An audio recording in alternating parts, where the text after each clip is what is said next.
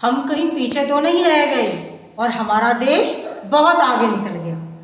3 नए कानून हमारे देश में आए हैं। भारतीय नागरिक सुरक्षा संहिता, भारतीय न्याय संहिता, भारतीय साक्ष्य संहिता। और कितना ज़्यादा बदलाव इनसे हुआ है। कहा है कि भाई 0 FIR होगी, जबकि मैंने तो ये 2011 से सुन रखा है। कह रहे हैं फास्ट ट्रैक कोर्ट चलेगी, 45 दिनों में सब मामले सॉल्व होंगे। ये भी मैंने बहुत पहले सुन रखा है। ये कह रहे हैं कि भाई गैंगरेप यदि हुआ और माइनर्स के साथ यदि कुछ अपराध हुआ तो फांसी भी हो सकती है। तो भाई ये तो निर्भया केस में ऑलरेडी हो चुकी है। सर हमने आपको इसलिए चुना था कि आपने कहा था कि आप बेरोजगारी हटाओगे, आप भ्रष्टाचार मिटाओगे, आप रोटी दोगे। सर मेरे देश में केवल वो 2% लोग नहीं है जिनके आसपास आप हो या जो आपके आसपास हैं। मेरे देश का एक बहुत बड़ा तबका भूखा है, उसको रोटी चाहिए। बेरोजगारी फैली हुई है, मेरे बच्चे बेचारे नीट के लिए शोर कर रहे हैं। और ऐसे में पता नहीं क्या आप हर बार एक नया नया प्रोपेगेंडा दे देते हो। वैसे सर आप बहुत ब्रिलियंट हैं। मैं जब सोचती हूँ तो मुझे समझ आता है कि इतना ज़्यादा ट्रिकी माइंड, इतने ब्रिलियंट हैं आप, कहाँ से इतनी सोच आप लेके आते हैं सर। पर प्लीज़ एक बार ज़रा मन से भारत के विकास के लिए और मेरे बच्चों की शिक्षा सुरक्षा के लिए सोच लीजिए, तो वास्तव में आप अच्छा कर जाएंगे सर। लेकिन हाँ, एक बदलाव तो ज़रूर होगा सर इससे। क्या बदलाव होगा? यही कि भाई कोतवाल साहब अब अपनी मनमर्जी कर पाएंगे। वैसे भी बेचारे हम लोग गरीब लोग तो बहुत डरते हैं पुलिस से, और अब सर कह दिया करेंगे कि भैया मैं अभी FIR नहीं लिखूंगा। क्यों?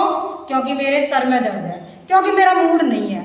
अब इसमें चाहे मेरी किसी बहन के साथ कुछ भी घटना दुर्घटना हुई हो, मेरे किसी बच्चे का सिर फूटा हो, लड़ाई दंगा हुआ हो, लेकिन कोतवाल साहब का दर्द जब सही होगा, जब कोई अमीर आदमी उनके यहाँ जाएगा, तब तो FIR लिखेंगे वो, वरना बेचारे हम जैसे लोगों की तो बिसाती क्या है सर। अब सर एक बात और सोचिए, आप इतने बड़े बड़े दावे वादे प्रोपेगेंडा आप फैलाते हो। अलीगढ़ गए थे एग्ज़ाम देने के लिए, 28 तारीख की बात है, 27-28 जून की। अलीगढ़ टीकाराम कॉलेज के आगे घुटनों तक पानी, केवल कॉलेज के आगे नहीं, कॉलेज के अंदर तक कैंपस में पानी। और अलीगढ़ की नगर पालिका के आगे, कचहरी के आगे इतना पानी सर कि हम जैसा छोटा इंसान तो उसमें डूब जाए, इतना ज़्यादा पानी। तो हमारा तो ये drainage system, water sewage system Sindhu घाटी सभ्यता से पीछे है सर। जब हमारे कानून वही थे, केवल हिंदी में नाम बदलना था तो नाम बदल देते, इतना शोरगुल क्यों करना था? कुछ नए मामले उनमें लाने थे, कुछ सुधार करना था तो सुधार कर देते सर। और पुलिस के नाम से तो हम पहले से ही डरते हैं। 15 दिन की रिमांड में हालत ख़राब कर देती है पुलिस। आपने रिमांड बढ़ा के रख दी उसकी। और हाँ, पहले हम ऐसे बोलते थे कि IPC का सेक्शन 152, अब पता नहीं कैसे बोलेंगे, लेकिन सेक्शन 152 में आप कह रहे हो कि integrity and sovereignty of India को यदि कोई भी खतरा है तो आप उसमें आजीवन कारावास भी दे सकते हो।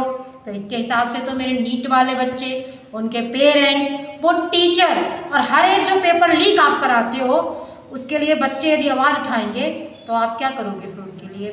सर प्लीज़, मैं जानती हूँ आप बहुत समझदार, बहुत योग्य हैं, प्लीज़ थोड़ा सा अपने मन से इस देश के विकास के लिए यूज़ करिए। कितनी मेरी बहनें ऐसी हैं जो प्रसव पीड़ा में दम तोड़ देती हैं, कितने मेरे नन्हे मुन्ने ऐसे हैं जो 1 साल तक भी अपना जीवन नहीं जी पाते हैं, कितने मेरे भाई ऐसे हैं जिन्हें रोजगार चाहिए, नौकरी के लिए मर रहे हैं हम लोग। सर प्लीज़ सर एक बार इस विषय में सोच के देखिए। धन्यवाद। जय हिंद, जय भारत, सुदृढ़ भारत, स्वस्थ भारत, सुशिक्षित भारत।